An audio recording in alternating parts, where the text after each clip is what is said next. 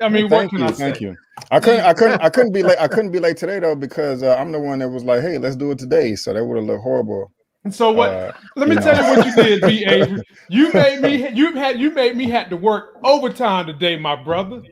Yeah. You made me have to work overtime to review WandaVision. Then I got to sit down, read, and sift through all the emails and everything to see what Easter eggs I might have missed so that I could add to the show.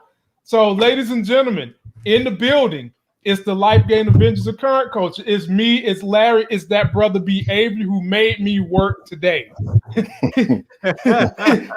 So be sure to subscribe to his channel, subscribe to Larry's channel. We're talking WandaVision. And for those of you that want to stick around till we're done with WandaVision, I've got a special little video for you Michigan folks. You guys have a African GOP candidate for governor who's saying we should get rid of Black History Month. I can't make this stuff up. And then we'll just wrap it up with just talking about what me and Larry did in stocks. We will be back this Sunday with our Monday morning stock game plan. So without further ado, fellas, let me just say hey to everybody in the comments. Bruce McFadden, Support Gaming. Latrice, Alex, we appreciate y'all coming to share some time with us. Be sure to give us a thumbs up, share the video, and just go and subscribe to the other brothers on this channel. Yeah, what's up, Bruce? What's up, Zia? What's up, Supporting Gaming? How y'all doing? How y'all doing? Hit the super chat, hit the like button. Hit them. Super chat and like button. So Larry, I'm gonna pick on B. Avery since he made me do all this work. We're gonna start with B. Avery first. So B. Avery, you've seen WandaVision, this very last episode. Give me your 2-minute synopsis, then I'm gonna pass the ball to my brother Larry. All right. 2-minute synopsis. A wonderful episode. They teased you throughout the whole episode. Didn't they? And I kind of like that because while I'm trying to figure out what's going on outside the bubble with Wanda, they kept giving us the stuff on the inside, but not answering questions because they left us on the cliffhanger. And so, excuse me, we want to open up this episode just like, man, what's going on? But they just moving around like it's normal life or whatever. You know, it was great that we got some older characters in the bubble that got their powers now. We got an extension of everybody's abilities in a sense. A lot of questions were answered. And I just have one question for you right now. If there is not an Avenger popping up in the next episode, something is crazy. Something's crazy because y'all need to be out. Y'all need to be on the horn, calling everybody like, "Hey, cuckoo! Hey, oh my God, we need some help, Doctor Strange. Where you at? Where you at, Captain Marvel?" I'm saying, man. That's all I gotta say. Oh my Lord, Larry. Before I get to you, let me shout out Buzz. He always super chat 703, and brother, I greatly appreciate it. There's days when I don't want to do this job. You and these good fellas, I'm able to sit here and talk with, keep this thing going. So, Big Larry, I don't know how you follow B. Avery with such a good 2-minute review, but Larry, you can do it. Tell me what you feel. Yeah, man, it was really good. I mean, on top of it just being seriously entertaining, I felt like they really had quite a few reveals in here. One of them, I think they kind of, and this is my opinion, I think they let us know in this episode who's responsible for controlling Wanda. We've been wondering if Wanda was in control of everything, and I think they sort of revealed the fact that she's not. And I think we have a good idea. I'm gonna say who. I mean, I'm not gonna say it right now, but I think we know who's actually controlling her now. Wow. Well, ladies and gentlemen, in impressing breaking news, we have fulfilled our prophecy to give you guys a good Black History Month. We have 2 other brothers that are joining us tonight. My homie T-Streams and my homie E-Man. Be sure to subscribe to both of their channels. These are good dudes. I call these guys my uncles because I always learn something from them. E-Man, T-Streams, how you feeling today?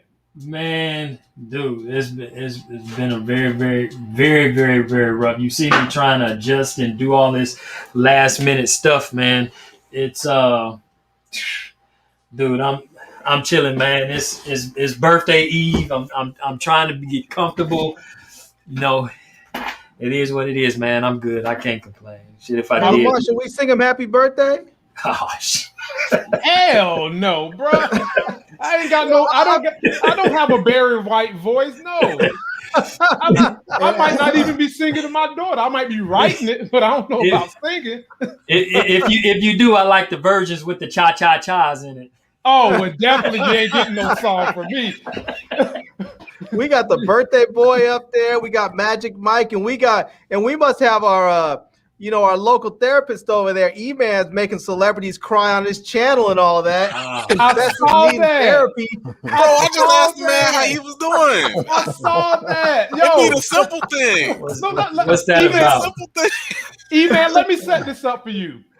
E-Man just had a series of interviews with huge Hollywood celebrities, ladies and gentlemen. If you're not subscribed to his channel, you're missing out, and you should take a minute to go subscribe right now. It's in the video description.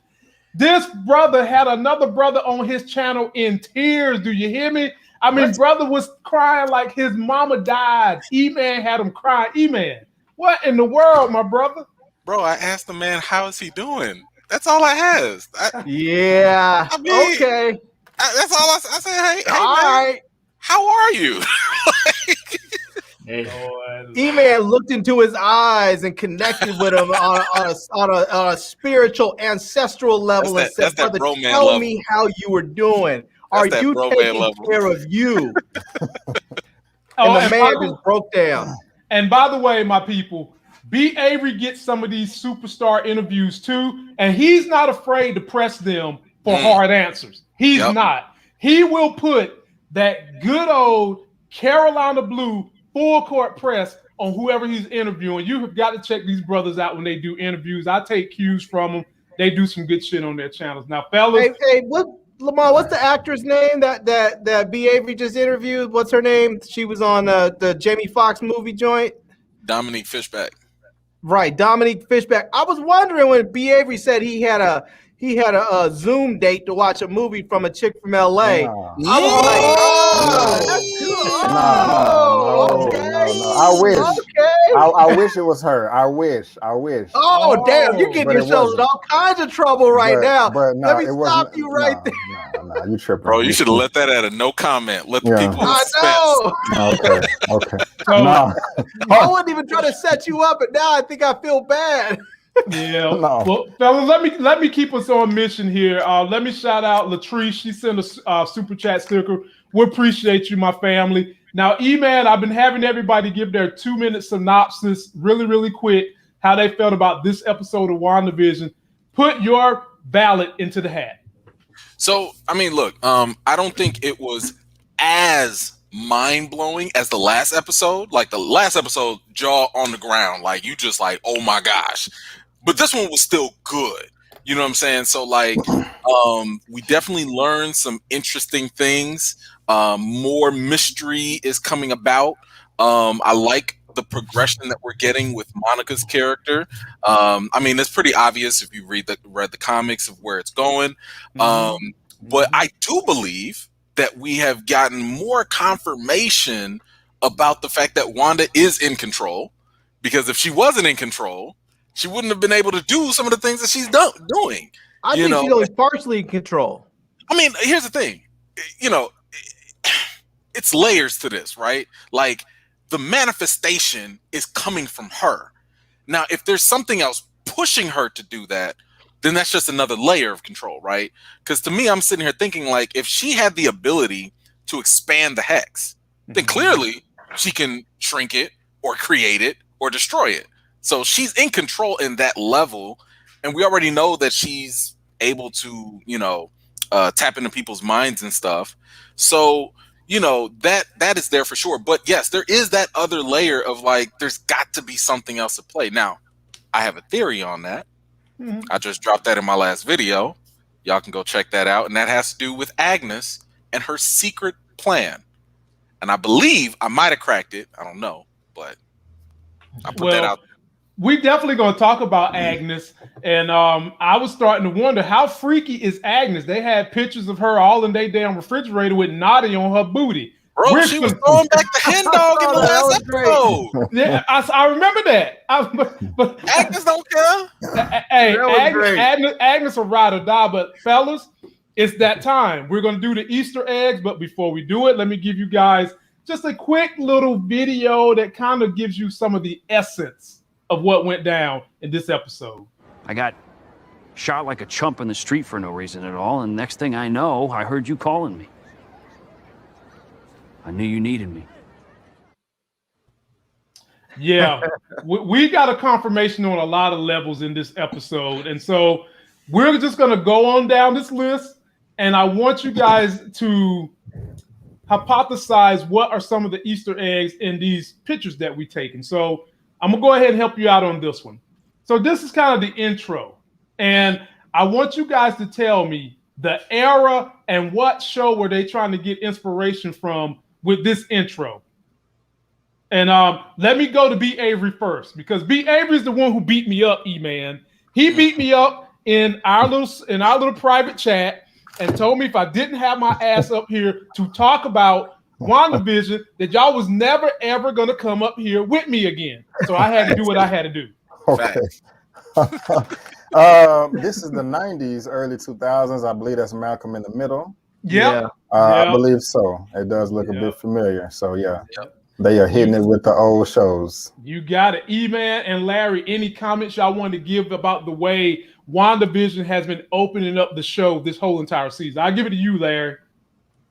Well, that song that they were playing during the intro, they were talking about, don't try and fight it, let the chaos just do its thing. And I don't remember all the lyrics, but it was very much suggesting like somebody else was in control and and almost like they were singing to Wanda, like, just let it go, let it be.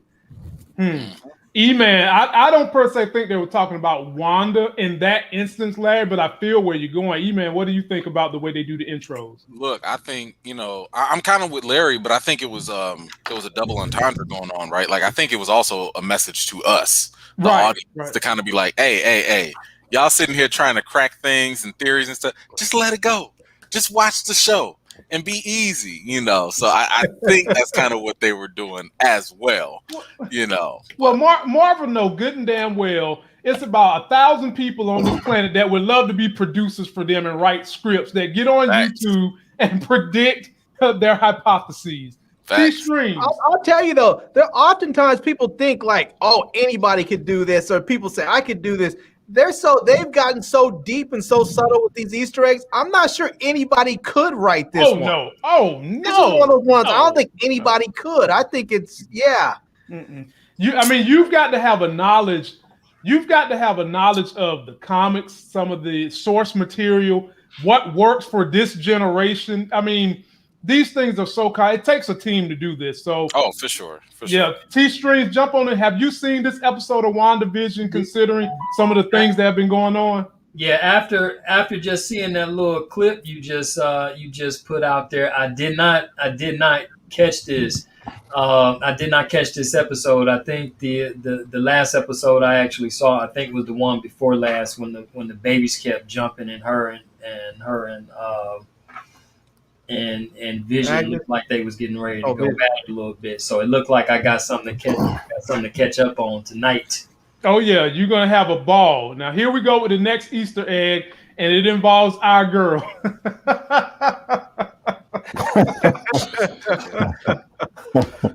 I'm surprised, man. And do you see where that G ends up? The bottom part of that G lines are right in the middle of the naughty as she is digging through their refrigerator. So now, Larry, I'm gonna go to you first. What are they trying to? What do you feel like they're trying to tell us about Agnes? That she's a bit of a bad girl. I like that. That she's not the innocent neighbor next door. That there's something else to her. Okay, B. Avery. She's trying to smash Vision. Oh my Lord! I knew. Yeah. Emmanuel, you next. Look, I mean, the naughty thing, obviously, she's the bad person, but My stomach. She might have eyes for vision too. I don't know. Oh my They God, should, they should put some more You better curve be on careful that. messing with Wanda's man. bro. You wake up with all your holes sealed up. I'm That like, too. there is no way she better have any eyes for vision with that woman that is controlling that reality. She better not. Facts. But B. Avery, that's funny. The only thing I look at this is that they're just highlighting how big Agnes's role is going to be going forward. I mean, she's basically in there with the family right now. She's basically eating out of their refrigerator, wearing naughty girl pants, and Wanda's fine with it. It just tells me that she's going to have a bigger role. And now, here we go to something that I'm going to go ahead and tell you guys kind of foreshadows something else. So we had this scene right here where she comes downstairs. She's talking to the kids about being beaten, broken, and bleeding. B. Avery, I'm going to go to you first. What was that a metaphor in reference to? Beating what and what? Beating, broken, and bleeding. My brother, I don't know. Messages. Okay. I don't know. Something. There's a lot of interesting things about this scene right here, but that particular reference, I'm not sure. Okay, my brother Larry, what you think? Well, I'm not sure what she was referring to on that. I was just thinking I love the fact that she was wearing the old. All of them were wearing their old school costumes, their old comic book costumes, and we see here with the one with the Scarlet Witch one from the comics, and Vision came down with his old joint, and what's his name? Billy had his joint, and but I'm not sure what you're referring to with those words. So okay, and my folk E-Man. Yeah, I'm a little lost on the reference too. Like, I don't know. So now it was a metaphor to something that took place at the very end. Who on the end of this episode looked beaten, broken, and was losing their skin? Because of Vision. Vision. Yeah, You got it. right. Gotcha. You got it. You got it. Right. And any comment on that, B. Avery? Yeah, something interesting on that last picture. This one right here is I noticed that when he came downstairs, she was like, "Yeah, I'm glad you're participating" or something. It was like, yeah, because there's no other clothes in the closet, and there's like a little awkward pause, and it just showed that she's still controlling everything. So that stood up to me. Yeah. I mean, he ain't got no more clothes because she hasn't packed any more clothes in his closet. She whipped none up. Yeah, she's controlling this thing, man. And so we'll continue more with this particular scene. So now she's just talking a little bit more, kind of playing with the kids, saying that she's dressed like a Sokovian fortune teller. And I'm gonna go to you first, B. Avery. What is that Easter egging? I mean, that's just her origin. That's where she's from. That's good. That's a good point. Yeah. Just her becoming Scarlet Witch. I'm assuming leaning towards that alias. I'm assuming. I don't know. But that's my guess. Okay, Larry. She says I'm a Sokovian fortune teller, kind of poking fun with the kids. What is she referencing? Yeah, I think she's just again like with Pierre. I think she's just talking about her background, where she and Pietro are from, and I think it's sort of a throwback to just what she's wearing. It's just a throwback to the comics. Okay, and last but not least, my brother Emmanuel. Do you have any idea what she's harking back to? I thought that was actually to her parents. Like, I think 100%. Yeah, 100%. Her parents, fellas, her adopted parents was fortune tellers. Now, y'all know. Let me just announce this to everybody. E-Man is not going to be with us the whole entire time, so y'all can't refer to him as Cliff Notes E in the comments section. I just got to jump on another pod I committed to, but like if we get done early, I'll come right back. Hey man, we appreciate the love. We appreciate the love. All right, fellas, here we go. What are we looking at here, and what are they talking about? E-Man, I'm gonna give it to you first. I forgot the dude's name because like Kane is a character. He is a Marvel character. Oh, yeah, he's from one of the X-Men joints. Something like that. I never followed him. That's right. Yeah, he's Bandit. There you go. Yeah. There you go. My folk, Larry, you know what? You know what, Larry? You earned a free gift. I'm sending you something. Shoot me your address. But that is exactly right. It's Garrison Kane from the Deadpool comics. And ladies and gentlemen, from what I was reading, they are trying to bring him into the Marvel MCU. Now, I didn't break down his powers and all that because I didn't want to do that on this particular video. But it's going to be interesting. It's definitely going to be interesting. And I also think that by them Easter egging him, maybe somehow he's going to get created in Wanda's reality. I'm just saying, but I'm saying because my baby got childcare now, so I can have time to make some of my hypothesis videos too. But good toss, Larry.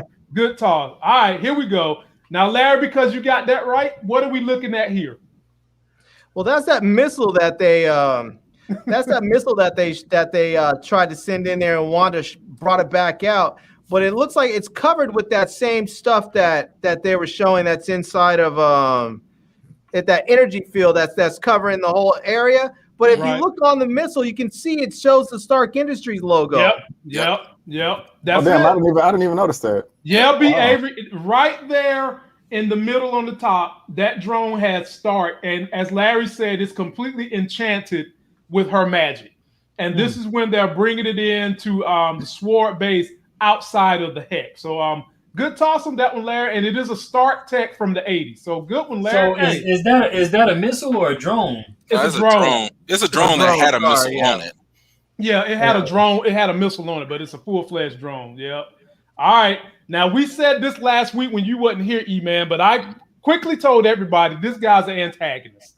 And they pretty much revealed that he is. But in this sequence, he's talking to Monica. And did anybody else get a hint that he has a hatred towards superheroes because all of them was missing during the blip?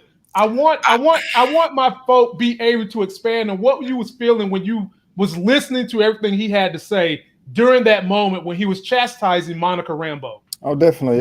His true colors definitely came out right here. We definitely know how he feels about pretty much everybody around him, and his motive. He has a strong bias and distaste or disdain for superheroes, Captain Marvel, Monica, her mama, probably. He's obsessed with power, and he got an ego too. Because we're just gonna surrender to that. You have no choice, idiot. I mean, my goodness, she just turned your whole squad on you with the flick of a wrist, and threw your drone back at you. And you wanna be butthurt? Yeah, he's about to die or get his ass kicked in some way, shape, or form. But yeah, I don't know, man. And I think Marvel got something up their sleeve with him, and I'll break that down in a second how I feel about him. But Larry, what you think? Yeah, I mean, it's clear that he doesn't like him. I mean, he made some comment to her about, I know your history with Danvers, and just sort of throwing that in her face. And plus, he had, when what's her name? I forgot her name. Kat Dennings' character, when she hacked his computer. What's her name? Darcy. Yeah, Darcy. When she hacked his computer, she saw that he had Monica Rambeau's medical records on there, so he probably knows that at this point that she has powers. So he already doesn't like her. He doesn't like her on a different level because of that too. So okay, I can live with that. E-Man, what is your hypothesis on this conversation with these two? Here's the thing. I think that first of all, I just think he's a jerk. Right? Yeah. I mean, that's first and foremost. He gives me that impression of, them corporate folks who they smile and they laugh all in your face. They're like, oh man, Chuck, you're such a great guy. Ha ha ha. But once you get in the boardroom, that's when they want to embarrass you in front of everybody and demean you and disrespect you. So he was definitely a habitual line stepper with Monica right there. And I didn't appreciate him coming from my girl. But me neither. Me neither. But the thing is, if you pay attention to what he said, if you listen to what he said, he was like, you weren't here during those 5 years. Right. And that gives me the impression that some stuff went down. Oh, yeah. Probably with superpowered individuals. He didn't say superheroes, but maybe because some of the Avengers were gone, or maybe because, half of the world was snapped away, that was an opportunity for superpowered individuals to start running amok. And my guess, maybe it's Skrulls, because we know clearly Skrulls were a thing prior to the snap, and the FBI and Sword knew about them. Maybe that's what he's alluding to. Maybe it's the secret invasion that he's talking about. And he's like, look, you think you might be sitting here thinking superheroes are all good and everything, but they've been giving us hell. So yes, he's a jerk, but I think that there's probably a little bit more truth into what he was saying that we just don't know about, because we don't know what happened in those 5 years. We don't know if the Avengers were just, whatever was left of the Avengers, clearly they were still out doing things. So there was clearly some issues still happening, but maybe another Sokovia incident happened and they were shorthanded. I don't know. But with that, I gotta bounce. I'll be back. You brothers be cool. Okay. And if y'all still running, I'll be back. Okay. Right. Cool. Right. We'll hold it down without your cheat sheet. And I want to jump in there too after you, Lamont.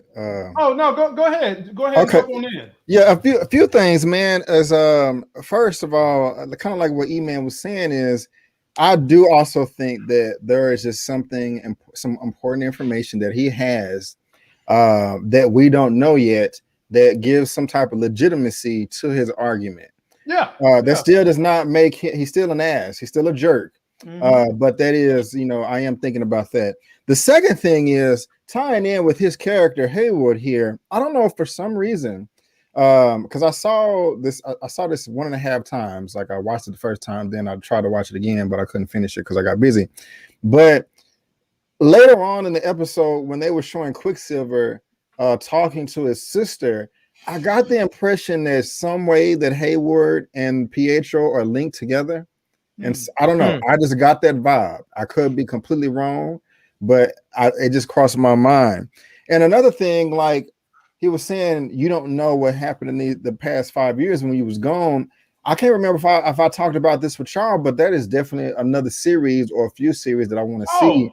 Is all the events that happened during the 5 years of the blip, all the chaos, if any at all. Also, specifically, I want to see a Ronin, because we got a Hawkeye Disney Plus series coming. One of the seasons, I want them to talk about Ronin in that 5 years as well, since he was going around killing everybody and stuff like that. I do want to see that. I can't remember if I mentioned that to y'all before, but when E-Man said 5 years, I thought about that, and I was like, I hope that's something that we get eventually.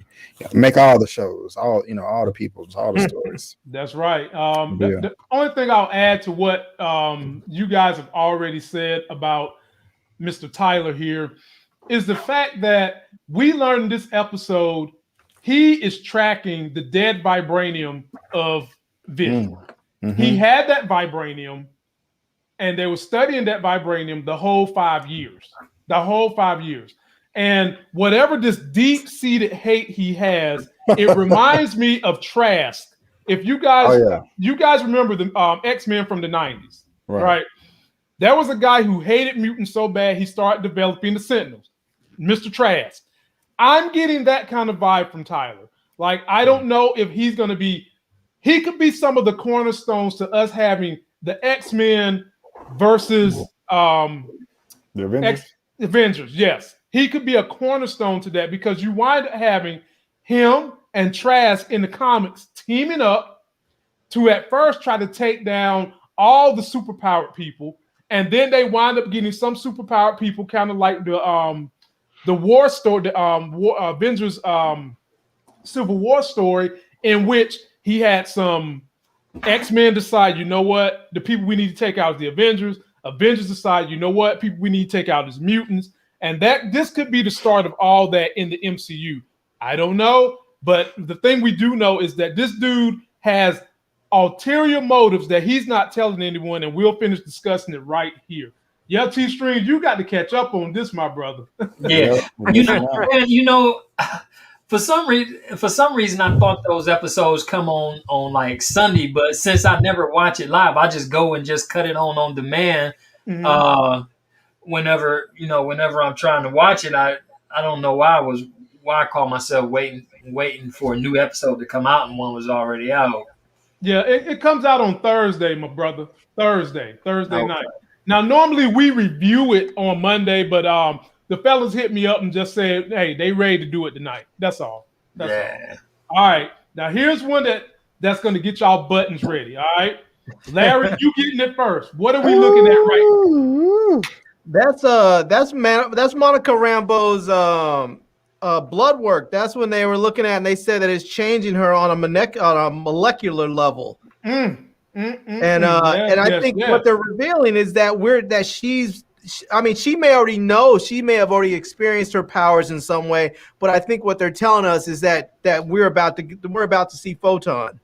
Oh yeah. Or what was her other one that she went by? It was like perspective or something like, I forgot. But I think that's what I think they're letting us know we're going to see her with her powers before this series is done. Oh yeah, B. Avery, what you think? Yeah, bingo, Larry, you knocked it out the park. Yep, that's pretty much what we're gonna get, and I'm surprised. I was just kind of thinking that we weren't gonna see that until Captain Marvel 2. But hopefully, they stretch it out over time. I don't know if I'm ready to see her powers in WandaVision yet. Like at the end of the show, really? I don't know. It just depends on how they how they develop it. But B. Avery, it would be good if they show us just a little snippet of it, like right at the end of the series, if they show her just doing something, like maybe she doesn't have control of it, but just something happens that gives us a little snippet that shows us she actually has powers. Maybe it even confuses her a bit. Right. And that would be a nice lead in to Captain Marvel 2, where then maybe she actually, is able to actually use them. I just think I don't know. For some reason, I'm just thinking it would be like too much if she tries to like fight Wanda with her newfound powers. Oh no! Yeah, I don't think they would do that. No, I think she would use those powers to fight with Wanda. I think because her whole motivation is to help Wanda. Somehow, I don't think she's ever going to fight her. Well, good, because I think if anything, she's going to whip those powers out on Tyler, because something in me telling me that he's got a little secret. If it's not a power, if it's not a weapon, he's got someone evil controlling or working with him, and she's going to have to use her powers on that duo. That's what I'm thinking, because we'll get to it in a minute. But when the hex started to expand, his ass was sweating bullets trying to ride away from that hex that was going like 60 miles an hour. Yeah. So we'll see. But good catch on that one, fellas. So here's a scene when Evan Peters clearly knows what's up in this whole episode. He clearly knows that this reality is being created by Wanda. And they're having a little conversation. And if you guys can remember, normally when Vision was discussing with Wanda, why are there no kids inside the hex? And all of a sudden now it's Halloween in the 90s and 2000s. We've got kids in the hex. So, Larry, I'm going to give it to you first. What did we also discover about this hex that was very perplexing? Well, a couple of things. One of them is that she had been sort of keeping the kids sort of anesthetized in a sense. Like they've just been, I guess, just left asleep or comatose or something. And then she was able to wake them up and bring them all out. But the interesting thing that I found about this is it ties into what B. Avery was saying earlier, where he said there was something that made him feel like Pietro was working with what's his name, Tyler Hayward. Hayward. And the reason why I think that is because he was telling her, where have you been keeping all these kids? Why are they here all of a sudden? It makes you wonder, how did you know about that? Have you been watching the show? How did you know that there were no kids in the earlier episodes? You're right. I didn't even think of that. The only way that you would have known that is if you were there at the camp watching it. That's a good point. I think it's a little different from that. But B. Avery, tell us what you think. But Larry, you spot on about she's controlling these people and she's keeping them somewhere specific in the hex. B. Avery, expand on where she's keeping these people in the hex. Expand on where she's keeping these people. Well, in her vicinity. That's where she has the most control over them. And as they're monitoring this right here, like they're monitoring Vision, but you see those little blue dots or those circles that's when Jimmy Woo was like, "Are they alive? They're barely even moving." And so I'm just assuming that the further they are away from Wanda, the less control they have. I mean, the less control she has over them. But of course they're still in some control because they're like kind of frozen in like a comatose state or whatever. We saw Agnes out there in the car stuck, and then her little interaction with Vision. I was gonna say something else, but it just slipped my mind. Even when they're way out there, BA, there must be still feeling pain because the one woman that was stuck in that sort of loop where she was trying to put up that ghost onto the string, you could see there's a tear dripping down her eye. Oh wow! Yeah, that one. There was a tear running down her eye in that scene. Yeah, that's horrible, man. And Wanda's tripping, and also with the kids thing, when Pietro was asking her, I think, this just continue to be glitches in her matrix. There you go. That's it. Yeah, she's just responsive to everything. Like, only the reason that those kids are there now is because Vision called her out on it in the past episode. Because this kids, and I know Pietro commented like, where you been keeping these people, and the moral compass talking about, well, at least you're keeping families and couples together, and people have better jobs. And I'm just like, wait a minute, she questioning him, talking about, you don't think this is wrong? And like, how do you know all this, Pietro? What's going on, man? So he was on the outside. It's just, I'm curious. Fellas, great, you broke it down. What they're trying to interpret to us is, B. Avery hit it right on the head, Larry. She has glitches in her reality. Now, I got this straight from the horse's mouth. Pedro is just some person that's stuck in the bubble that she recreated in her mind. And the reason he doesn't look like the normal Quicksilver we're used to is because it's a glitch in her mind. He has all the memories that Wanda had outside the blip. That's how he's able to know everything up until a certain point. He is a glitch in terms of the way he looks, but everything that he remembers is what she remembers when she was feeling pain when the brother really and truly died. So all the theories I had about this being a multiverse and all that kind of stuff, no, it's not that. So let me ask you this. So then this plays off to the discussion that we had a few weeks back. With all this going on, does it change the dynamic of Wanda being maybe, if not a villain, maybe at best an anti-hero of some sort? Nope, because I'm riding with Larry on that one. Something else is influencing her. I think we've been guessing it's Mephisto or one of the other Hellraisers, but I think it's Mephisto. Something else is influencing Wanda and taking advantage of the pain she's feeling by not having Vision to manipulate her into basically saying, look, you know what? Who's to tell you you're wrong for creating your own reality as long as you're not killing people? Well, maybe she's not killing people, but nobody wants to be sitting here crying, trying to hang up clothes in the 1990s. You had that, for crying out loud, you had washers and dryers back then. Nobody wanted to be out there hanging up clothes and crying. So she's still putting people through pain, but someone is controlling her, and we got to get down to the bottom of this, fellas. Yep. You know what another thing is would be Avery's point where he was saying he thinks that that Pietro and Hayward might be connected somehow. Mm-hmm. Pietro said something to Wanda when they were out in the street, right before she zapped him and knocked him back, and she said, well, your dead husband can't, what did he say? She said something about your dead husband can't die twice. But the thing is that Vision died, that Pietro died before Vision. He never met Vision.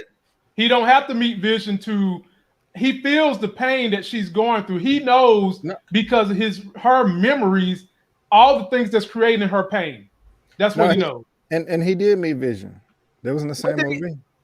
In Avengers 2, Avengers Age of Ultron. Age of Ultron? Yeah, but what Larry is saying is that Pedro died. Vision didn't die till after that. He met him, but he didn't know he was dead until after. He didn't know he was dead. Right. Oh, yeah, I see what you're saying. That's what he's saying. But yeah, he knows because of the pain. His psychic rapport with her and the pain is how he knows. And he's just being an a-hole poking the bear. Now, this one's going to be easy. I'm going to give it to B. Avery first. Pedro refers to these kids as hell's demons. B. Avery, what is this a metaphor to? Oh, that's it has to be Mephisto's kids. Absolutely. Yeah. The shards of Mephisto. And Larry, you hit it on the head too. I really think it's looking like Mephisto is going to be the one that's pulling the strings more than Nightmare. Right. But because they said that originally in the comics it was those kids were spawned by a piece of his soul, right? Yeah. But it would have seemed to make more sense to tie in Nightmare, because we know that she's going to wind up being in Doctor Strange 2, and there's been a lot of speculation that Nightmare is going to be the main villain in that. So B. Avery, with them just continuously pointing us to Mephisto, do you think they're trying to fake us that it's really going to be Nightmare, or which one of the two would you rather see going forward at this point? As far as which two, I really don't mind, frankly, just because I am not a Mephisto or Nightmare expert. Man, I'm not an expert on anything, but those are just two characters that I'm just not too familiar with, other than what we've already talked about. So either way, I would like the weaker powered hero to come first, to be honest with you. I think that the weaker villain to be to appear first. But I mean, Pietro said it himself, like you're the demon children, so I mean that really is leaning towards Mephisto, though. It is. You know, and if you had to pick the two, I would probably say Nightmare is more powerful between those two. So maybe that's the direction they're leaning that's in. even better. It almost wouldn't make sense for it to be Nightmare at this point. I mean, they keep trying to throw us off. Like, they've mentioned Nightmare a couple of times in there. People like, what's his name? Hayward said this Nightmare will be up. If we just kill her, the Nightmare will be over. And you're right. And Wanda and Pietro said Nightmare too. It was like, you've come a long way. Earlier, you were just kind of zapping little red wavy things in people's head, giving them nightmares or something. Right. So, I think they're trying to throw us off, but I think because of the kids, we know the kids are real. We know the kids are going to come outside of the hex at some point. I think that it has to be Mephisto. Can I just say something about the kids that I thought were just so badass, awesome? Go for it. So of course, I think it was Tommy Speed got his powers first, the speed powers. Yeah. But then when Billy Weekend got his powers or whatever, the way his brother was running and he just threw his hand out there and caught him. Yeah, that was dope. He was almost like, just calm down, son. Lamont, I already know he has a picture ready. You know what I'm saying? I love it. It was like he sunned him. The dude kept calling him a dork. His brother kept calling him a dork, and it was like he just sunned him. He was like, "Shut up, son." Yes, man. Not only that, but did y'all see the way he was trying to clown Billy in the beginning of the episode? Yeah. So it was, and when he got serious. Bruh, don't worry, we're gonna talk about that. I don't bring these pictures for nothing. I got real good. I screamed out right there when that part where he zoom. I was oh snap! That was nice. I got excited. And the whole thing was because that kid. It seems like they had been portraying him like he was more of the sweeter of the two kids. He was less. Yeah. He was not an a-hole like the brother was. Yeah. They was portraying the brother more to be like Pedro. And he was kind of the sweet leader, and then he got mad and slow your A down. I got these telekinesis right here for you. But you know what was dope when he did that? His brother was excited for him. He was like, yo, that's a hell of a combo right there, boy. Oh yeah, man. I'm telling y'all, that's gonna be a great young TV show. I feel like you're getting excited now. I am. I'm getting excited. That was nice though. That was nice. Now here's another one. Now I really want to know who's gonna catch this one. So in this scene when she was talking to the kids, she referenced Kick-Ass. What are they talking about when she's talking about Kick-Ass, Larry? He said it too. They're talking about the Marvel movie. B. Avery, No, I'm talking about the actual Kick-Ass movie that he was in. Yeah. That came out in 2010. Yep. But who else was in Kick-Ass? The other Quicksilver. Yeah, they were both. They were buddies together. Yeah. There they go. Yep. And that's a good movie, man. That's a good movie, man. It's a great movie. And it had a good video game too, by the way. I played it. Is that actually in the MCU? That particular movie there? No. But they do reference the MCU a lot in this. They did reference the MCU, but it's not in the MCU. Yeah, T-Stream, if you haven't seen it, though. It's a who? It is Marvel.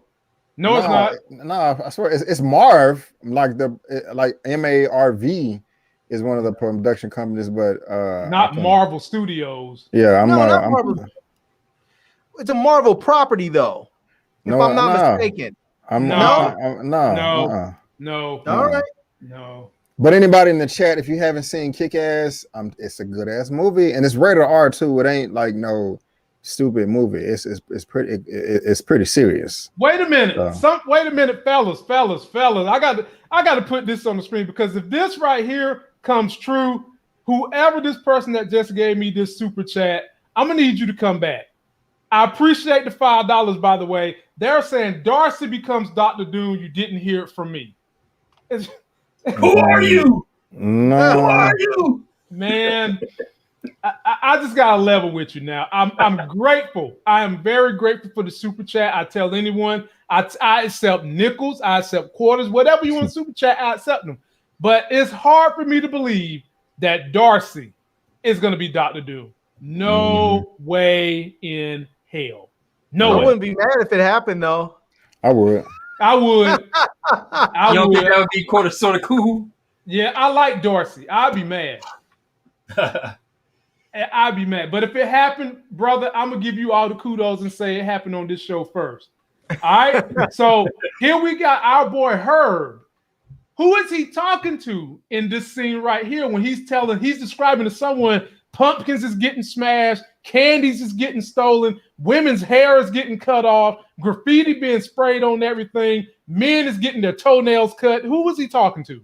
Larry, you first.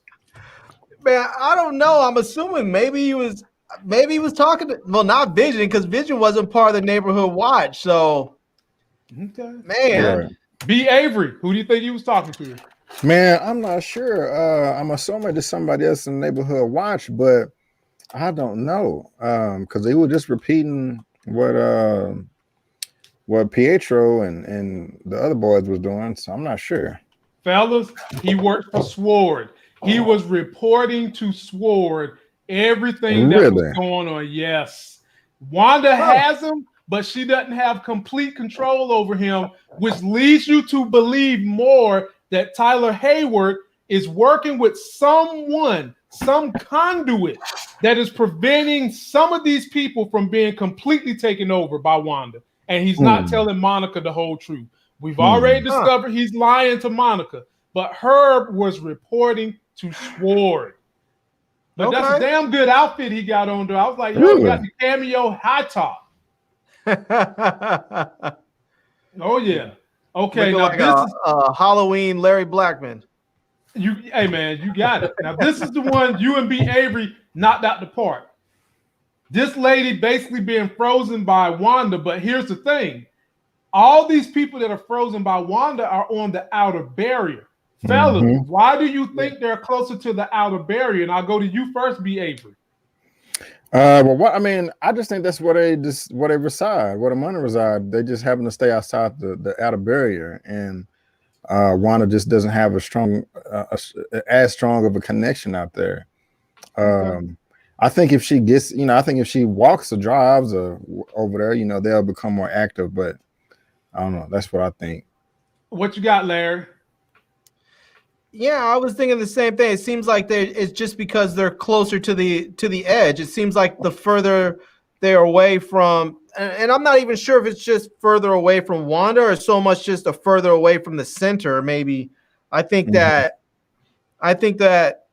as they get to the outskirts, the outer edge of the hex, it's just things are there's less control. Like it even looked like it was becoming more gray in that area. Like things weren't as bright, vibrant when they got over there. So I just think that the further you get away from the center and get closer to the edge of the hex, back closer to reality, the more you're sort of frozen in time, Yeah. So the way it's interpreted to me is that everything in this barrier is controlled by Wanda. Look at them eyes, by the way. They're controlled by her, but if you're not in her vicinity, she doesn't need you for anything. Instead of having you being a puppet in her reality, she just basically keeps you perpetually still. And she's doing that also so that you can't try to walk out of the barrier. So basically, the only time she allows these people to come alive and be animated is when her and her family are going to be around them and they're needed for whatever prop she's creating in her reality. So that's why you got people far away from her that are just doing the same thing over and over again and really can't move because she can't afford to let these people get up out the barrier either. And she just use them when she need them. And I mean, man, they must have some money in that Westview because those houses were nice over there. Yeah, man. I wish what you saying, Larry, you racist, Larry, you wish she would have put the hex in the hood. That's what you're trying to say? No, man, I'm saying they were I'm just saying black people live in nice neighborhoods too. They doesn't have to be in the hood. I'm just saying they had some nice houses over there. Yeah. And speaking of that, because we passed this section a little bit, but do you remember when Hayward was trying to apprehend Darcy, Jimmy Woo, and Monica? Y'all remember that scene? Yeah. How the hell did Monica think she really was going to hide when she's the only black person on that base camp? What you mean hide? Somebody because she was trying to go incognito because they beat up the guard. Did you just say incognito? No, I did not. I caught it. I caught it. No, I did not say that. But I'm thinking, Monica, you got to put something on your face, sweetie, because everybody knows you's Monica because you're the only black person on the camp. You can't hide staying there, but she managed to get away. And we're not done talking about that Monica Rambeau either. I still got stuff to say about her. We ain't done with her yet. Now, fellas, this Easter egg, Larry, I'm going to punt the ball back to you. This is on the movie theater in the background. What are we Easter egging with this picture? Well, I mean, there's a couple of things in this one. I mean, both of them are Disney films. You have The Incredibles, which is a animated movie about a family of superheroes. Yeah, people with superpowers. You got it. You got it. And then you have The Parent Trap. I mean, you have the whole word trap in there because people are trapped in there. And you have the twins. So there's all kinds of stuff that you have going on in there.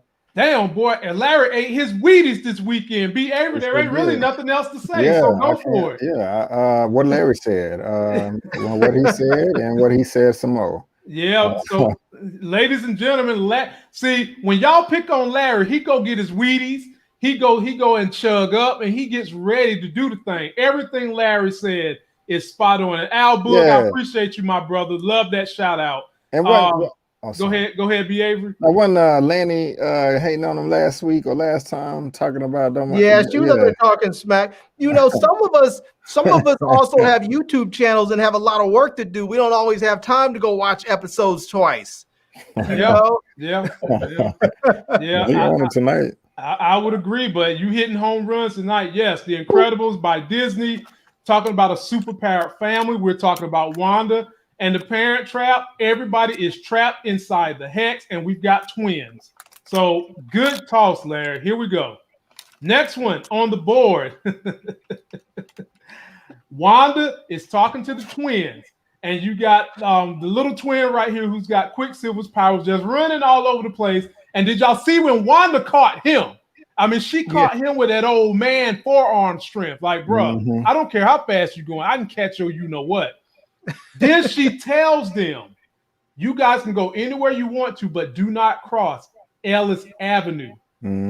B. Avery, what was she referring to when she was talking about not crossing that Ellis Avenue? It's getting to the edge of the border. Yeah, man. What's on the edge of the border? Freedom. Right on.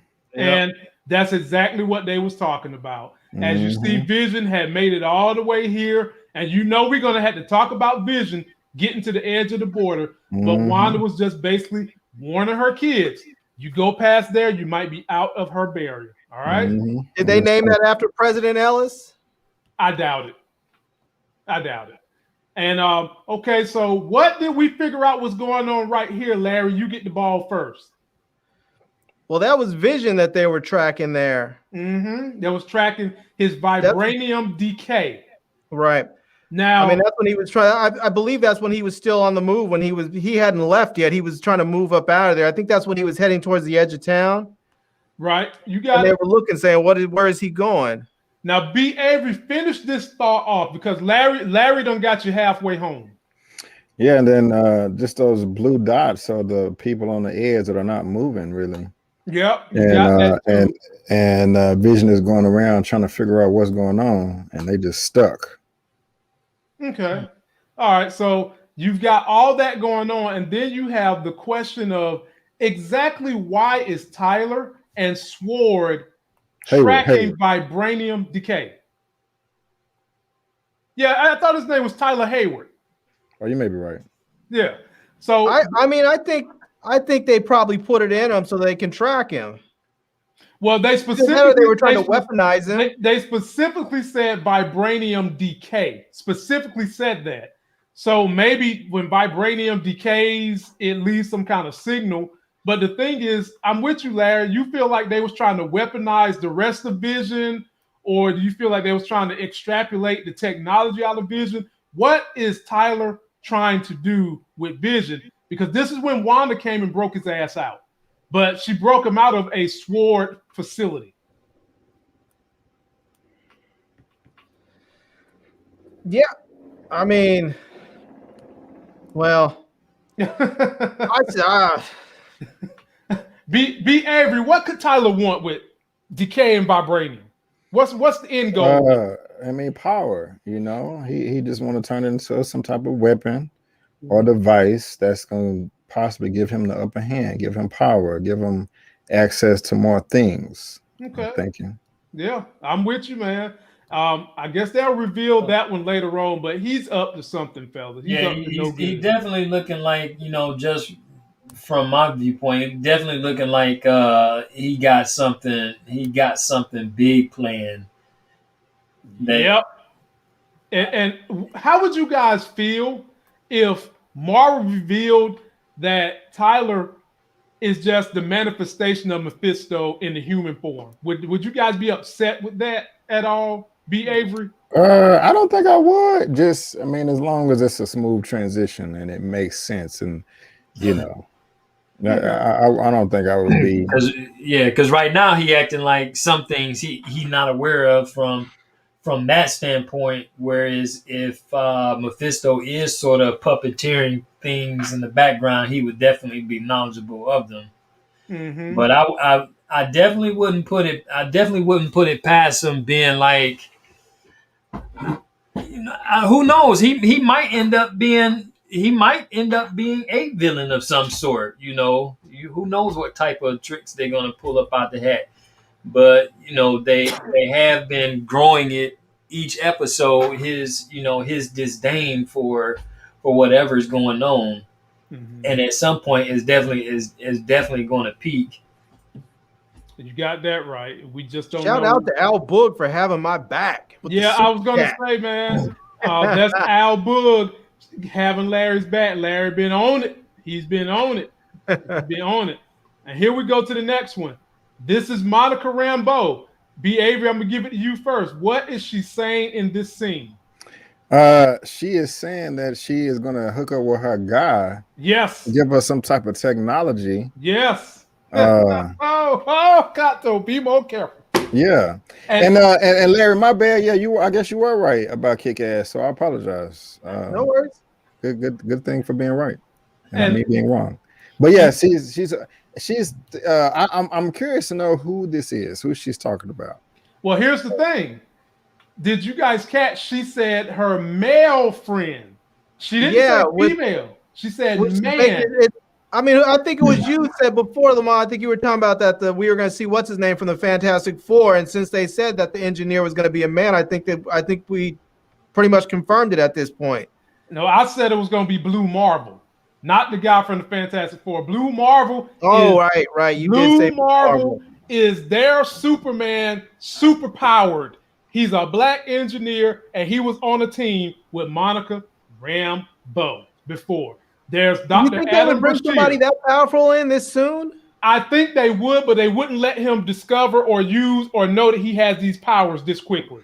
No, they wouldn't do that. Because the type of power level this guy has, you can't just have him on TV first. So they might bring him in, kind of groom him, and maybe the way that he gets his powers is going to have something to do with the way Wanda is expanding the Hex.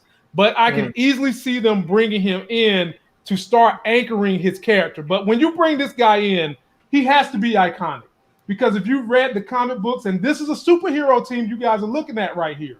Monica's a part of it. He's a part of it. Captain Marvel's a part of it. And let me just tell y'all, it's hard to beat them. They beat Thanos' ass. They beat Ronan's ass. They even went up there and beat what do you call them cats that wear the helmets? Golly, it's slipping my mind right now. Not the Kree, but the I can't think of it right now. But they beat everybody ass in the comics because literally Blue Marvel can beat everybody by himself. In this picture, he's the strongest one in this picture. And y'all know how powerful Captain Marvel is. And couldn't nobody do nothing with him. So I hope that's who they're bringing in. But I'm with you guys. I don't want to see them use his powers right now. Start to groom him up, then eventually get him on the MCU on a big scale and use his powers. And here we go. Do y'all remember when Wanda looked back and she saw Pedro with these bullet holes? Larry, I'm going to give it to you first. What was this a metaphor in reference to? Yeah, that was another, to me, that was just another glitch where she was losing it, similar to what happened when she saw Vision with his head all opened up. Oh, you know, and white and dead. Yeah. I mean, it's the same thing. She's seeing people as they are, you know, in that quick moment before she has to go back and fix it. In part, Larry, you're absolutely right. It is part of the glitch. Now, it's on you, B. Avery, to finish off the glitch. What else are we talking about in this glitch? Well, instead of a glitch, I think it's just her going through trauma. It's true. That, you know what I'm saying? Because I think you may call me crazy, but I think just us as real human beings sometimes can trip like this. You know, some people where they see something that's not, you know, really what it is, and we got to snap out of it. Could be a glitch, but I think she's just kind of going through trauma. You know, but it's weird that she is seeing, you know, it was her other brother that died that way, but we're seeing him that way. So that's just weird. So you hit, both of you guys combined hit it right on the head. B. Avery and Larry. She's going through trauma that is creating the glitch, and this trauma is coming from, in her mind, she's seeing this current version of the brother like this because that's exactly the same place the bullets hit the last brother. You see that? Mm-hmm. Same thing. And so that pain she felt when this brother died is creating her turning around, and her reality is glitching on this brother. So way to go, fellas, man. Y'all killing this thing tonight. My goodness. Now, I got one that y'all ain't going to get. Larry, you first. What we looking at? Let's see.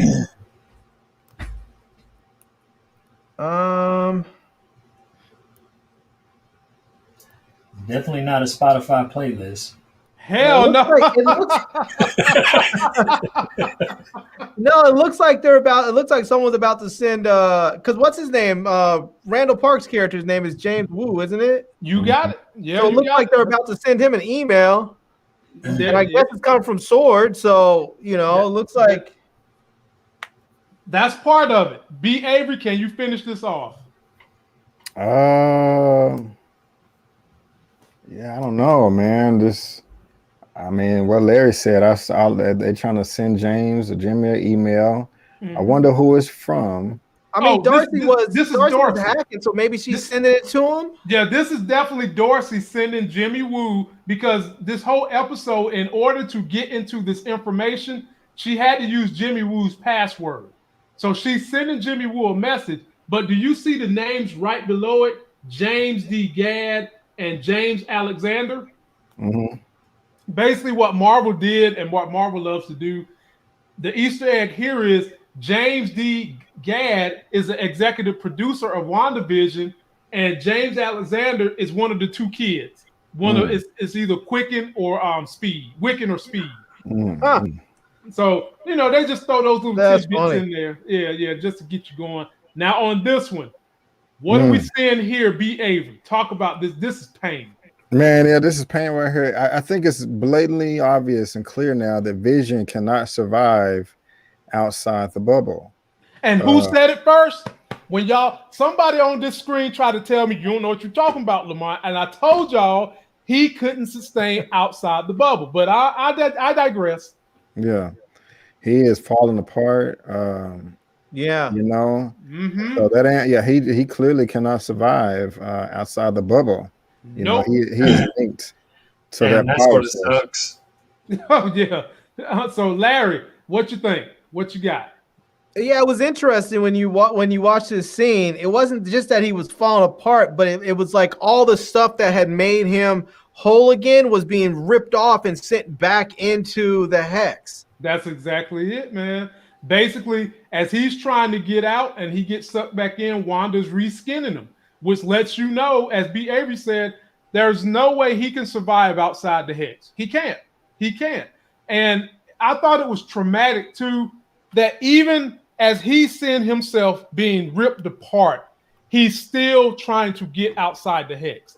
That was and he's still trying to help him. He's still telling them the people inside need help. Right. I thought that was excellent. I mean, you had a traumatic scene where he's in pain. He's literally ripping himself apart to try to get out that hex to help the people that's in there. You can't do better than that, Vision. It really goes to say a lot about how good of I can't call him a person because he's not really a person, but how good of an entity Vision is and how much he wants to help humanity. Because in all of that pain and all that suffering and all of the death again, instead of trying to go back to where he would be safe and be alive, he's telling them, he's struggling, saying these people need help. These people need help. It's sort of just. I mean, it's sort of proven that he's worthy. It's sort of like in what was that? I can't remember which movie it was where he grabbed Thor's hammer, and they were all trying to pick it up to see who was worthy, and he just picked it up and then handed it over to Thor. That was Age of Ultron.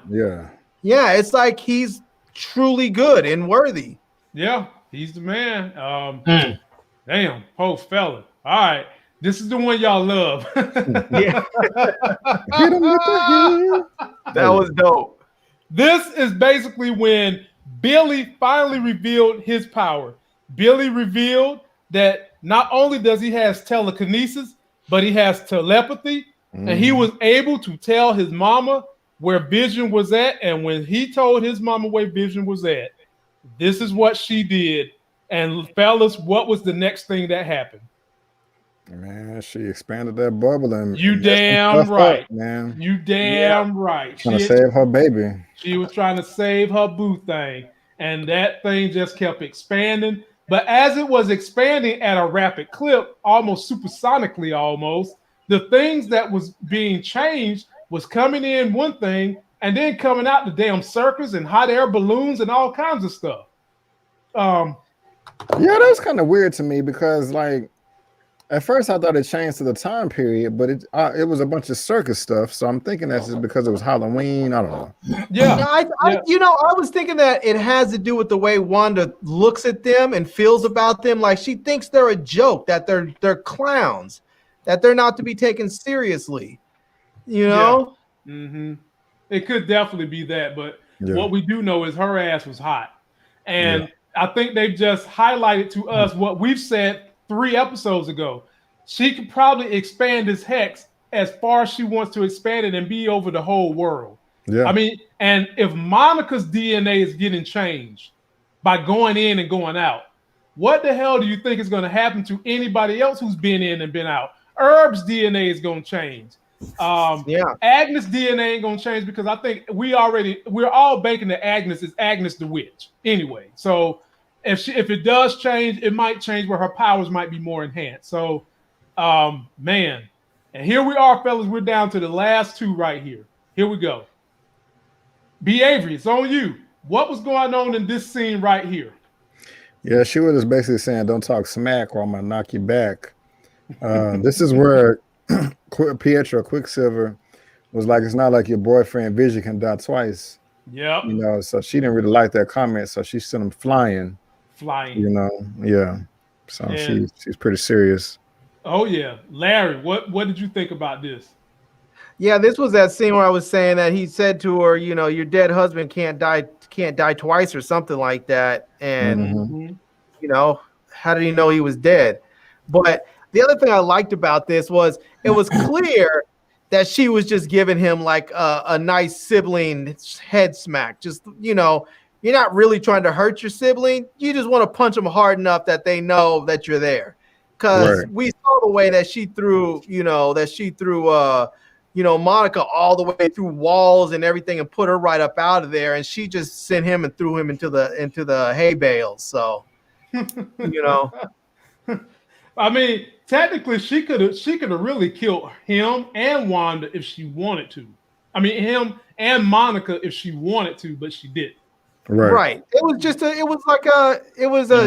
angry, but it's like when you get into a fight with your sibling, you punch him, but you're not trying to fight your sibling like you do if you were scrapping on the streets, you know? Mm-hmm. It depends on how hungry I am, man, to be honest with you. Don't be taking no food off my plate, you know. But we'll see, man. And fellas, I'm gonna pin the WandaVision there. So I'll ask you guys this. What are you looking for? One that I liked, man. Which one did you like? When the kids were trick-or-treating and Pietro was dressed up as Nick Fury. Oh, I completely Did I miss that? I missed that. I don't go remember back and watch this. When they were talking about when they got that fish for when they were trick-or-treating as kids, and Wanda was talking about she got that fish. Look at him what's his name? Pietro is dressed up as Nick Fury. I remember that scene when they got the fish, but I didn't know he was supposed to be Nick Fury. Yeah, he's got the eye patch and everything. The patch on his eye. Eye patch, black trench. Oh, so he was David Hasselhoff's Nick Fury. Because I ain't see no dark skin on him nowhere. He was David Hasselhoff's Nick Fury. That's funny. So he's even got a little bit of scars coming off his eye. Okay, that's cool. So, fellas, I'm going to give it a quick 1 minute. What do you guys expect from the next episode? B. Avery, you go first. I am expecting exactly what Tyrell Dunlap is saying, and that is that Doctor Strange is going to have to be coming pretty soon. We got 3 episodes left. If some superpower, if they're not calling the Avengers, this is stupid. This is level orange, level red. You know, emergency here. It was already bad, but she's expanding it now, and then half the sword people got sucked up too. So you need to get on the horn and be like, they need to be letting the world know, like, hey man, this is a new pandemic that we could be in. So we need help. If not, that's just pretty stupid, in my opinion. B. Avery, you like they need help, and a mask ain't gonna save you. Yeah. They need everybody, because Larry, she finna mess up some stuff. What you looking for in the next episode? I don't know. Doctor Strange might be busy. He might have to send Wong. You know? No, Lord. No, that's not gonna fly. That's not gonna fly. He doesn't have any stones on him. You're gonna have to send Doctor Strange. He's the master of the mystic arts. You gotta send Doctor Strange. You know, he hasn't said that he's a sorcerer supreme yet. No, he hasn't. That's why I said he said he's the master of the mystic. Have you noticed they've been making sure that they forcefully say master of the mystic arts? They've yet to call him the sorcerer supreme. Yeah, I think he's gonna power. I think he's gonna power up pretty soon. But go ahead, Larry. I'm sorry. Yeah. Yeah, I just, I mean, I'm just looking forward to a good episode, something fun. It'll be cool if we see Doctor Strange. I think they're probably going to do some more getting closer to revealing who the true villain is. You know, I mean, obviously, I think we're going to have two. We have two villains. We're going to have one that's just a regular human. That's Hayward. We're going to have a super villain, I think. So I think there's going to be two villains.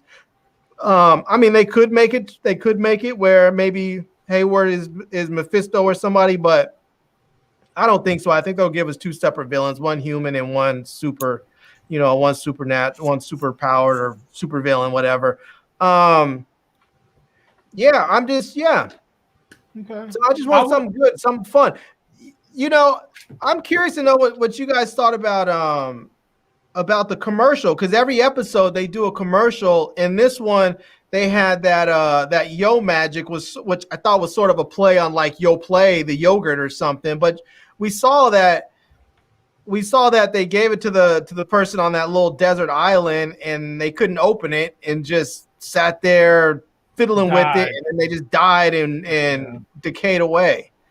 Yeah, that was weird to me. Both times I saw it, and I was just kind of thinking maybe that's representing the people that are stuck in Westview. They're stuck and they're just gonna die or something. I don't know, but it was weird. I thought it had something to do with the kids and the type of commercials they was trying to show the kids of that era in terms of eating. I know back in the 90s when I was young, they was pushing that type of yogurt a lot. Now, they certainly didn't make no damn commercials where the kid couldn't open it with his damn fungal fingers. Did y'all see the fingernails on that little boy? That's why he couldn't open it. His shit looked like it had fingernail fungus across his hands. And he sat there and died. But I thought that was a play on the young kids and relating to the era of it being the late 90s and the type of commercial they would do. That's what I thought. Yeah, I was wondering if it had to do with Wanda, because the person was out there alone and then just died. And she talked about in the episode about feeling so alone and so very alone. Yeah. But the thing that was interesting, which I wasn't sure, is that in all the other commercials, they had something that tied into like, Stark Industries or what was the one with the watch? Hydra. Yeah, Hydra. And I mean, they had something else that tied in with them. And they didn't have any sort of branding on this one. They had they didn't have any sort of branding on this product. And so I was a little confused, like, what is it? What does it mean? That's why I didn't even really spend any time on it. I couldn't decipher that one really. I couldn't get a clear conclusion of a meaning, so I didn't spend no time on that one. But this is what the people are saying. Ms. Womack, I think the commercial was tied to Wanda and Pietro starving back when they were kids. Okay, nice. I disagree, Laney Womack. Yeah, lady, he came. You might be 100% right, but I'm still gonna disagree anyway. I disagree. Savage Angel 31, Hi Lamont and Game. What's up? What up? I was about to say Stan Lee done came back. Stan Jackson. What up, Stan? Triple L, Lamont, T-Streams, B. Avery in the building. Stan Jack. And let me go over here and get to my boy Al Bug, who has been all on Larry this week because Larry has been the man. He got 3 answers right this time, y'all. Whole lot better than one. And what else we got in here? Mr. Stony Rock. They should charge the Trump for being so slow to react and downplaying how serious the virus was. I guess they're talking about Sword basically not coming through and telling everybody just what is going on right now and things about to be in chaos. And then we get up here to Tyrell Dunlap. It's time for some Doctor Strange. And I would agree with B. Avery. You're going to have to call in somebody with some powers. So maybe 3 episodes left. Is it 3 or is it 2? It's 3. 3. Okay. 7, 8, 9. I don't know. It still might be too early for Strange, though we would love to see him. I don't know. They may carry him 3 episodes, but I think they'll probably say that like to the end. And I think the big reveal next week is going to be the male that Monica Rambeau is meeting up with. Right. Yeah. Because they showed that clip of her driving that vehicle into the bubble, But I'm really hoping that these last 3 episodes are even longer. Like, there's no reason why they can't be an hour each. You know, really just They've been getting longer. They've been continuously getting longer. Well, last episode was 40 minutes. This episode was 37. 37, right? Yeah, but they started off at like 20, like 26 minutes, man. 27, and they started to get a little bit longer. Yeah. So we'll see. Ladies and gentlemen, it's been exciting. I want us to end with T-Stream saying something good to the people because they haven't heard you in about a week. So tell the people what's good with you, my man, what you got going on, and what are you going to be doing over the next week with your channel? All right, man. You know, I had to take a few days off and sort of get some things in order. So I sort of like hadn't even looked at my channel because of circumstances. But we trying to get back. We trying to get back in the groove. I can't say that I'll do anything this weekend because like I say, tomorrow my birthday, and matter of fact, as soon as the show over, I'm getting ready. You know, I'm not going out, not being around a whole bunch of people. I'll be right here, chilling, turning up by myself. You know, but you know, it's cool. So, I got like 3 videos that I'm like in mid, you know, like in mid post editing that I got to do, and then I watched that freaking Judas and the Black Messiah today, and I want to do a review because that evoked so much emotion out of me that I've had that I've ever experienced in a movie in a very, very long time. What? So, like, my dude! And I know good Man, you need to watch B. Avery's review of it. B. Avery was struggling. He was like, I don't want to give this dude props, but I guess I kind of have to. I don't want to, but I have to. He was fighting it. Dude, that movie does. It just came out today, and that movie done something to me that I've watched it twice. Wow. You see what I'm saying? So, you know, because I struggle with some. As a man, I struggle with some of the things that's going on during those times, as a lot of that stuff was culminating when I was just a very, very small child, and to just think how close to me personally that this stuff is, man, I tell you. And then to realize that this was a true, that this was based on a true story, and then the young man that was actually the movie was made after was 21 when the feds knocked him off. And so here I am, I'm like, man, that boy putting out that much fire, that much power, with that much influence at 21 years old. What was I doing at 21 years old? Getting in trouble, smoking weed, driving around, doing things not productive. And here this man is building this community, worried about health centers and stuff like that. So, so if I do anything within the next 2-3 days, it will definitely be that. But I have 3 projects setting right here that needs to finish being editing, so for me to drop next week. So okay, cool deal. People, be sure to follow my man. His link is in the video description. Larry, what you got going on the next couple of days? Man, just more reviews. Always more reviews. I did want to say, Laney Womack, I'm just messing with you. Not hating. Just you gave me a hard time last week, so I had to give you a little bit of a hard time this week. Not much. Just shout out to some people in the comments. Albook, just stay up, Stan Jack. I see you, Zia Latrice. I'm gonna go watch my my Judas and the Black Messiah tonight.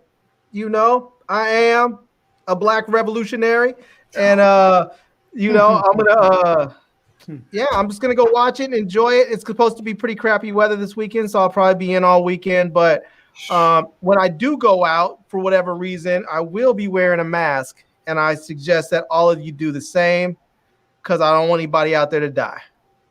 Feel you on that. And last but not least, my brother B. Avery, what's going on your channel so that the people can have something to entertain themselves with this weekend? Oh, Lamont, before you go to B, I just want to say thank you everybody who's gone out there and subscribed. My channel just crossed over 35,000, so I just want to shout out everybody out there who has shown up and shown out. Appreciate it. Congratulations. Way to go. Thank you very much. Thank you very much. Yep. Congratulations, my brother. Congratulations. And like me, the weather is pretty bad over here too. It's getting real cold. There was ice on the roads yesterday. So I'm gonna be right before. Speaking of which, B. Avery, Texas was in the national news. Y'all had a 106 car pileup down there somewhere. Yeah. It was about 30 minutes from where I live. Oh wow. And so unfortunately, about 8 people passed away. Man. Because it was this ice on the road, and we don't have ice in Texas. We have ice once a year, maybe, and it came out of nowhere, and so people were just driving too fast, and it was just a big pile up. So right before I was rushing to get here, I was like, man, I'm the one that told him let's do it tonight. And I wanted to go to the grocery store right after work, so I'm gonna be in the house all weekend. But what I'm gonna be doing in the house is I still have some Super Bowl trailer reactions that I haven't uploaded yet. So I'm gonna try to get those up, like Falcon and Winter Soldier, Fast 9, the M. Night Shyamalan movie. So they're recorded. So I got to get those up. Also, you can check out my Judas and the Black Messiah review. I was also lucky to speak with Lakeith and Dominique, so you can go check that out.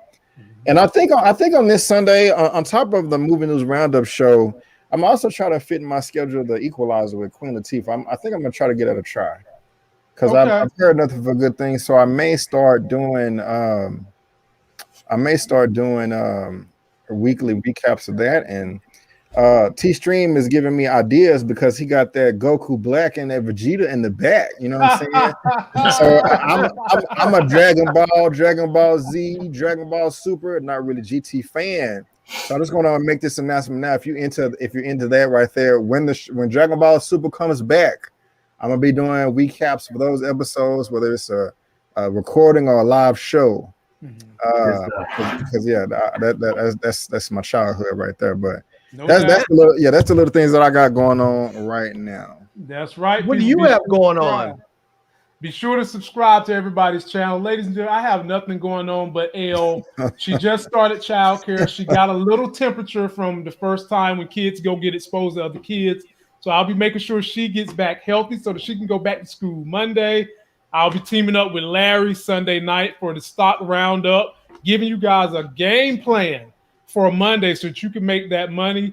And I'm probably going to be teaming back up with my folk B. Avery this weekend for his roundup that he does on Sundays. A really, really dynamic show.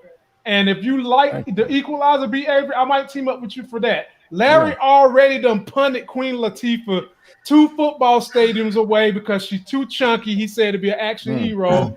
I said I rocks with my girl. Did you watch it? I ain't watched it yet. So I watched about the first 10 minutes and I went and I decided to go to sleep, but I'll throw it back on and try it again. Oh my god. My thing is, why would they debut the show on the same day as the Super Bowl? That just doesn't make sense to me. I think they wanted the lead in from the Super Bowl. Right. Yeah, because it came on directly after. Yeah. Right after it. I don't know. I see the direction. You can clearly see the direction that they're going in. I think it's more geared towards, young girl power empowerment type thing that they got jumping off with that. So we'll see how it works. I sort of looked at it. I did watch it. I watched it sort of, grudgingly, but hey, I made it to the end. I made it to the end, and so I don't know, but I did want to leave this with the guys just in case they're interested, because one of the videos that I have, and I spoke with you two guys about it, is that this virtual reality thing, and it's I got some real cool stuff to show you in virtual reality how you can partner up with your kinfolks that you haven't seen and ages and people that you can't get close to, and how you guys can go out and party and go out and bowl and sing and dance with one another and chill, all in virtual reality. It's dope. Nice. Cool. Nice. You know, if you guys get a chance, check out there's a documentary. I think it's on HBO Max. It's called Fake Famous, and it's basically about these filmmakers who decide that they're going to see if they can turn somebody into a social media star, and if they can actually make this person internet famous. And it's a fascinating look at how online fame works and how people get these huge followings, it's a really interesting show. Check it out. I know we're all on social media, so you might find it interesting. And one more thing, I forgot the new Justice League Zack Snyder cut trailer is coming out on Sunday. So y'all check that out too. Oh yeah. The movie's That's 4 right. hours long, so I'm hoping the trailer is like a good 30 minutes. No way. Yeah, that's supposed to drop this Sunday. So. Oh yeah. Well, That Larry, comes out what, next month? yeah. Mid-March. Yeah. March 16th, Yeah. something like that. Larry, we might have to review that right in the middle of our stock show. We might have to we're gonna get to the stocks in a minute.